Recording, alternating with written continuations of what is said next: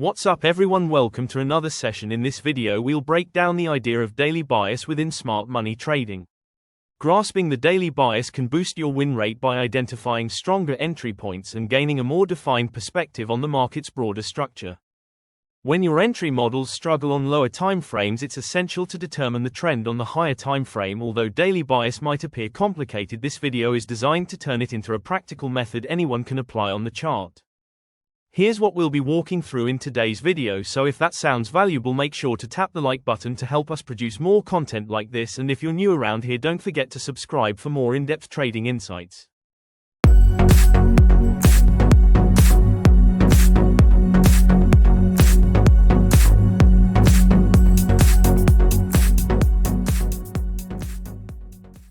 So what exactly is daily bias in smart money concepts? Just like it sounds, daily bias means forecasting the market's direction and sentiment for the next trading day. In simple terms, it's an evaluation done on higher time frames like the weekly, daily and 4-hour charts to capture insights that don't show up on entry time frames. Now, a lot of daily bias strategies are too complex and lack straightforward instruction. That's why this video is here to introduce a clear step-by-step method. But first, let's ask why identifying the daily bias matters and what mindset supports it.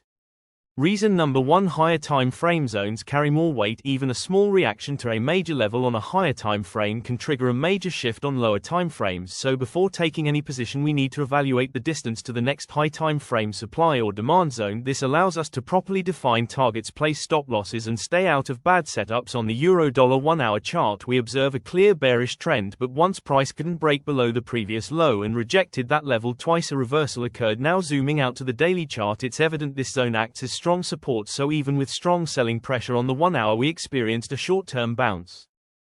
Higher time frame key zones hold more weight because they more reliably highlight critical price areas where the market is likely to respond, thanks to their consistency and representation of broader market trends. Number 2: improving success rate. The most effective trade setups appear when both higher and lower time frames point in the same direction. Picture a situation on the lower time frame where we spot an inefficient move that breaks above previous market structure. In this case, if the price retraces to the order block zone, it sets up an ideal chance to go long, placing the stop just under the swing low and aiming for the next structure level ahead. Now consider when the lower time frame setup lines up with the higher time frame trend. Let's say the short-term uptrend is actually part of a larger bullish trend. This would make for a high probability trade as it merges higher time frame zones and directional outlook with a refined lower time frame entry. All things considered, the core idea behind daily bias in smart money concepts is to follow the footsteps of institutional players so we can structure our entries in line with that bias. Now that the foundation is clear, let's dive into how to identify daily bias using smart money concepts. To identify daily bias, we rely on 3 core concepts: supply and demand zones, liquidity zones and fair value gaps. We'll merge these insights to forecast upcoming price movement. Supply and demand: who currently dominates? Knowing which side holds control is critical as it helps us steer clear of avoidable losses. How does this framework operate? It's rooted in basic mitigation logic. If price returns to and mitigates a demand zone, then demand is in charge. If it revisits a supply zone and mitigates it, then supply is in charge. Our goal is always to align trades with the dominant force in the market. Let me walk you through it. Here we see a downtrend in motion made up of bearish, impulsive and corrective phases. Each time the market breaks structure, a new supply zone is generated. This becomes the nearest active supply zone, and as long as price remains beneath it, supply holds control. However, if price breaks and closes above this zone, then demand takes over and a new demand zone emerges. Now, if the bullish move continues and structure keeps breaking upward, every demand zone becomes a valid long opportunity because our bias is bullish. This bullish outlook holds until the price reaches an unmitigated supply area. Once it does, we pause the bullish view, since this zone can reverse price direction or spark a pullback, creating a tug of war between buyers and sellers. Price may then consolidate between supply and demand zones until dominance is re-established. Now, if price breaks the demand zone downward, it confirms that supply has taken over and short positions are valid until price hits the next unmitigated demand zone, which may serve as a potential bounce area. Alternatively, if price breaks the supply zone to the upside, demand is in charge and we can confidently look for longs until the price meets the next unmitigated supply zone. Now let's look at a candlestick chart example to better illustrate this who is in control concept. Here we're observing a sequence of lower lows and lower highs forming alongside a prominent supply zone. This specific supply area holds weight because it initiated a bearish imbalance along with a structure break. Therefore our bias is to the downside, and if price makes its way back to this level we can look for short setups with our initial target set at this recent low. Now we notice the price has failed to generate a fresh low and instead has broken through the supply zone to the upside, indicating that demand has taken the lead. Now our directional bias shifts to bullish and we look for buying opportunities at demand zones until price reaches the next untouched supply area just ahead. After tapping that zone we pause to reassess as no clear bias remains, and we must wait to see which force regains market control. All these illustrations so far were confined to a single time frame, but in practice we apply this method on multiple time frames. For instance, that demand zone might align with a major level on a higher time frame. Whenever you're evaluating the bias, start from the higher time frames and work your way down. One key point to remember is that lower time frames introduce more misleading signals due to increased volatility, hence it's essential to ground your analysis using primarily the daily and 4-hour charts. This is also why setups based on price action generally perform better on the 1-hour chart compared to the 1 minute, as shorter time frames contain more market noise.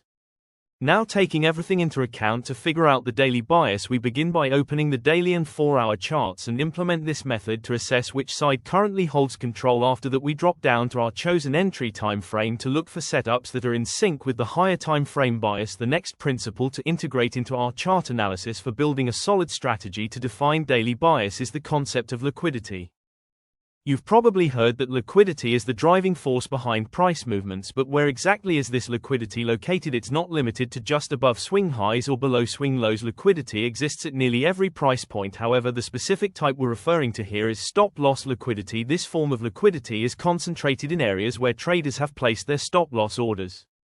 In the market, there are mainly two forms of liquidity: buy-side and sell-side liquidity. Areas above a single high or cluster of highs are considered buy-side liquidity zones, while areas beneath a low or group of lows are known as sell-side liquidity. Now you might wonder how this helps us determine the overall market bias. To answer that, we need to understand the mechanics behind algorithm-driven price movement. Algorithmic price delivery refers to the intentional price movement created by major banks and financial institutions to steer market activity toward key liquidity areas on the chart. Price action is either originating from a liquidity zone or aiming to reach one. It's about liquidity being collected and liquidity being targeted. When the market nears buy-side liquidity zones, bearish participants may initiate short positions or secure profits on their earlier shorts. At the same time, breakout traders might enter long positions if the price breaches this level. The swift move intended to capture this liquidity is referred to as a buy-side sweep. It's pushing higher to trigger stops positioned above the equal highs. This engineered move activates liquidity by trapping participants on both ends, and then the smart money takes the opportunity to enter short when price reaches this level. Bullish participants often initiate long trades or defend their existing positions simultaneously. Breakout traders could enter short if this level is broken. The sharp move designed to absorb liquidity is termed as sell-side sweep. This manipulated motion targets liquidity by catching both sides off guard, allowing smart money to position itself long. This type of broader analysis is focused on gauging the market's directional flow rather than pinpointing trade entries. You're free to utilize any method to enter trades, but make sure to test your strategy on historical price data across multiple instruments before risking live capital. Now, looking at the chart of the dollar on the 4-hour time frame, we see a clear demonstration of price moving towards zones of liquidity. Here the cluster of equal highs indicates buy-side liquidity, while the equal lows highlight sell-side liquidity. The market first ascends to tap into the buy-side liquidity before dropping to reach the sell-side levels once more. After clearing the liquidity beneath these equal lows, price then aims upward to capture buy-side liquidity above this supply zone. This pattern repeats itself several times until the market finally resumes its initial bearish momentum. Although institutional price delivery can significantly influence movement, it cannot override the primary directional bias. Keep in mind that trading focuses on anticipating future price action, and the future is inherently uncertain. You can't account for every potential outcome, but with experience and observation you'll begin to notice recurring market behaviors that show up time and again. Now, the next important concept to focus on when identifying the daily bias is the fair value gap. These zones play a key role in understanding where price is likely to return before continuing in its intended direction. Essentially, a fair value gap, FVG, highlights an imbalance between buyers and sellers, visually represented by the gap between the wicks of 3 consecutive candles on a chart. Typically, this gap indicates a buy-side imbalance, where buying pressure overwhelms selling, often triggered by institutional activity. This sudden momentum leaves behind an inefficient price range, and the market usually revisits it to fill that gap for smart money traders. Spotting the fair value gap should be your go-to move as soon as you open your chart. Your eyes should instantly lock onto it. It's a signal that big players have left their mark, and price is likely to return to that zone to fill unexecuted orders if those orders still exist. This becomes a prime opportunity for a well-aligned entry. On the EUR1 United States dollar H chart, we're clearly in a bearish trend. The latest impulsive move kicked off from this point and extended all the way down here. During this move, we saw strong sell-side imbalance, marked by large bearish candles that left behind multiple fair value gap (FVG) areas. Since the market has become buy-side inefficient, price is expected to retrace into these FVG zones to patch them over. This retracement often sets up solid short entries, especially when price rejects the FVG and resumes the downtrend. Just like we saw here, price pulled back to the gap, rejected it clean, and continued dropping. Now, this concept isn't just for the lower timeframes. FVGs show up on all timeframes and work just the same. Flip over to the EUR USD daily chart, and you'll see a gap between the low of one candle and the high of the next. That middle candle had aggressive selling only, leaving no balanced price action behind. So we mark that zone and expect price to revisit it eventually, possibly offering another setup. That's the core principle of the fair value gap. When you spot it, you're seeing where institutions made their move, and where price might return to rebalance the order flow. Let me break down how to combine all the concepts we've covered to identify higher time frame bias. Your higher time frame depends on your entry time frame, and should usually be 2x higher for solid confirmation. In most cases, we use the 4H, daily, and weekly charts to determine the overall market direction before looking for entries. Now let's analyze the NZD 4 United States dollars hour chart using the concepts we've discussed.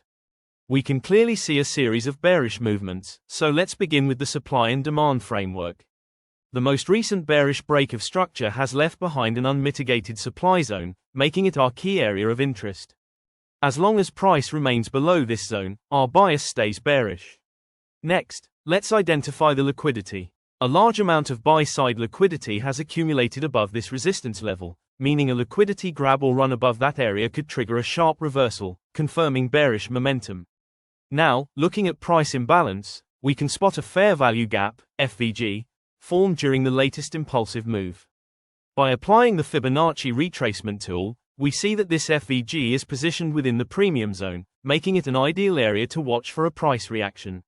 What's the plan? We wait for the price to retrace back into the FVG, then drop down to a lower time frame to watch for reversal confirmations, potentially giving us a high probability short setup. That wraps up this breakdown. If you found this content valuable, hit that like button to show your support. And if you're new here, consider subscribing for more trading insights. Catch you in the next episode.